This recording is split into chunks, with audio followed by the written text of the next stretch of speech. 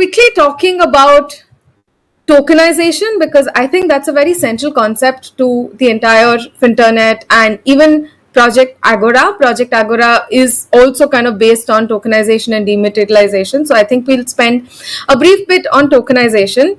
And so one of the things that tokenization has helped in enhancing is harnessing new ways for various intermediaries to interact and serve end consumers, while reducing, if not completely removing, the need for having a completely different system for messaging, for reconciliation, for settlement, and all of those. And while in a way, crypto and decentralized finance has offered a very good way of tokenization, according to BIS, the entire crypto system itself is flawed and it cannot ever take up the mantle of money in the future because, according to BIS again, it's self-referential, has very little contact with the real world, and lacks the trust that's being provided by central banks.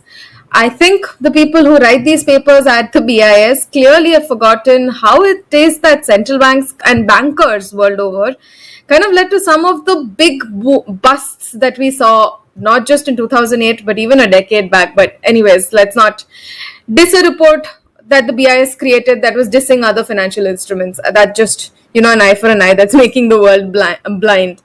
So they're looking to the BIS project is kind of looking to build up on these efforts.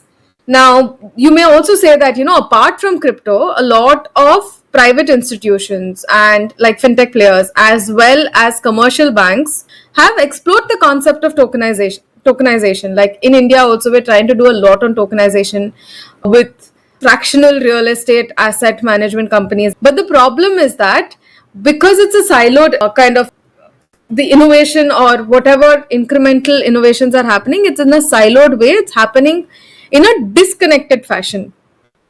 So that is one of the reasons why BIS feels that there's a need for a centralized agency to kind of take up this mantle.